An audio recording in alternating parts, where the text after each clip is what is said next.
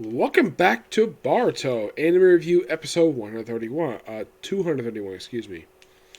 This was discussing the 231st episode, Rusted Sword. Now, I did mention in the last video there would be some problems if in fact that Crunchyroll would not basically allow me to watch the episode. Yes, for some reason, something is going on with the Crunchyroll website. Which I'm thinking, really? Yeah, I've had an account with them for the past almost 2 years now, and it's never caused me an issue before. Nope, never has. I've had zero issues before, and yet somehow, for some reason, there's a problem with the website.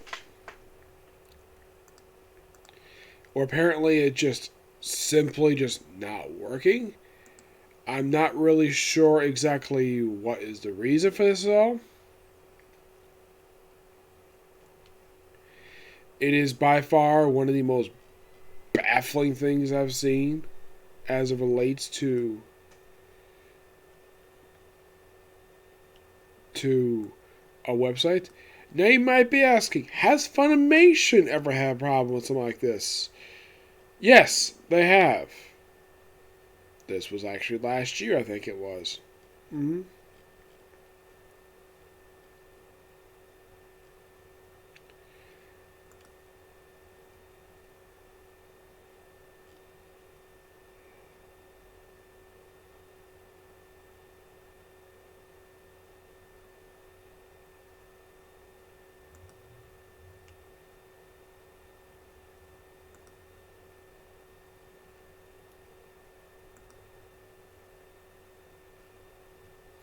Yeah.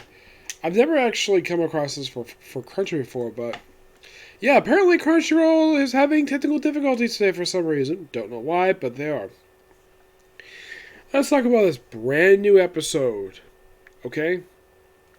Now, in this episode, it's all focused on Tabashi, the samurai,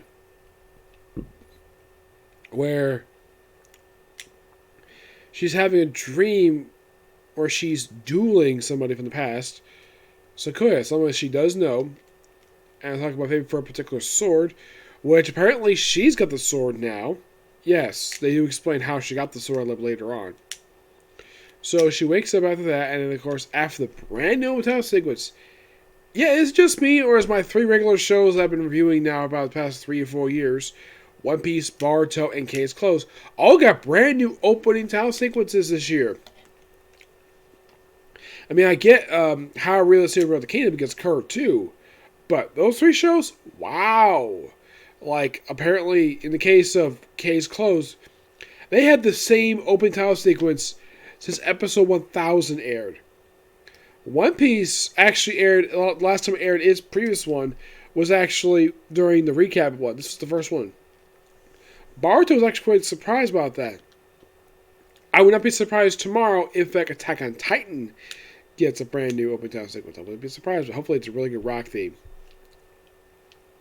So, their mission, Tamaki and her team, take down a bunch of bandits who look like the standard bandits we've seen in Naruto. Yeah, I'm not kidding about that. These bandits look exactly the same. They dress exactly the same. I'll get to more of that. And apparently, according to this merchant, one of them was a samurai. And they go to the woods where he was attacked. And of course, Tabaki knows, oh, this sword cut looks very familiar. And it shows basically the very same guy when he sliced it up. There's various other flashbacks of her dueling him and actually beating him in combat to win the Kasaki sword that belonged to a guy named Mijin. When I saw him, like, wow, isn't it the same guy who teamed up with the 5 great nations to take on Mandara and the Akatsuki? Yeah, it's the same guy. At least it looks like anyway. That's just my opinion. I mean, it looks like him, though. Why the heck his hand is bandaged up, I don't know. Maybe he doesn't have hair. So, apparently it's described he went nuts after when he was testing the sword. He explained the reason for it because Tabaki beat him. Because he couldn't get the sword that he wanted so badly for power. Despite the fact the guy she beat actually had potential to get the sword. And she won it. just by sheer chance. And it's shown that he actually killed his fellow disciples, and yet she and him were the only ones left. Which I'm like, okay, so he kills him just to get hands on a sword that she's got. Okay. So they confront the bandits, which some man's like, wow, apparently Studio Parent can't have bandits look different. They had look exactly the same exact outfits as any other bandits. Now I should point out though, this is standard for anime original bandits. Yes. The Meiji bandits actually had different attires than this. Which the only reason why they had different attires in the anime, because they were using the attire they have in the manga. The only reason why these guys have the same exact ones we see in Naruto Shippuden and in Naruto is because Parrot likes reusing character skins. Yep. So they find for a bit, and of course Tamaki faces a former classmate of hers. She's unable to draw her sword because of what happened in the past. And then, of course, Izpiki reminds her of how good a person she is, and how at one point she was overconfident in her abilities. So she's able to face him, beat him, and apparently off screen, they hand off the custody, and she's like brought back, and of course she's back to the way she was before. And well, this brief came by the Thunderburger, but that's it. Oddly enough, this is actually the first episode of Boruto where I thought this was quite strange for this episode. Like, for an episode called Boruto Naruto Next Generations. And this I thought was really weird for this episode. Okay, normally when they have these in-range episodes, they usually try to have Boruto make a quick, booking appearance. Here, no. He is nowhere to be seen. He's not even mentioned. The only time we see him is the credits. I'm like, really?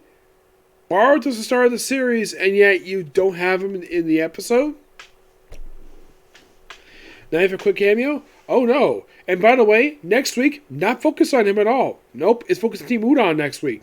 Which, that should be interesting. Well, technically it's Dinky's team now because Dinky was promoted to Chunin during a couple episodes back. This next week's episode should be interesting because it's the first B rank mission. A B rank, which means bodyguard mission. Yep, this episode is definitely good for Tsubaki, and good character development for her. I think this is only I think this is only the third time ever in the series she actually had a character-focused episode. I mean, it's nice the fact the other two get a chance to do. Also, where's her sensei? Where's Hinata's sister, Hiwambi? Hinabi. Where is Hinabi this whole episode? That's a really good question. There's no mention of her. I'm like, what the heck is going on here? Where is her sensei? Is she off on a mission someplace? Don't know. But who the heck knows? We'll find out exactly what's going to go on for next week. Yeah, and speaking of sensei, apparently the senseis these teams got when these teams first formed apparently have been dropped from the series. Let me give you an example of a sensei who's practically done nothing the entire series. Despite the fact that they've hyped up her a lot when the series first started. Mogi, one of Haru's closest friends, who apparently is supposed to know Woojutsu. Guess what she's done for the past 231 episodes? Nothing, except for hold up a beam. That's it. I'm like, really? You have Mogi, a character who actually was there for Naruto Shippuden. Here, she's done practically nothing. Konohamaru has done a lot more than she does. Heck, even Udon. Mogi? Nope. Mogi does nothing. Wow. For a sensei, she is useless.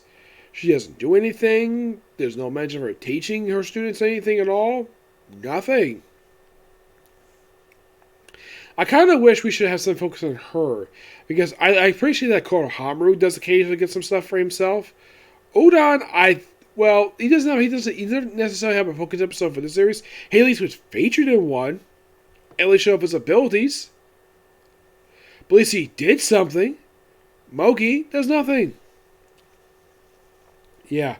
But not much else to say about this episode. It's actually pretty good. And, well, can't wait for next week. Okay, so that's it for Sick Review. Stay tuned for next week, which is going to be Doctor Who. Yes, I got another one coming. I'm watching one right now, okay? Next video. Bye.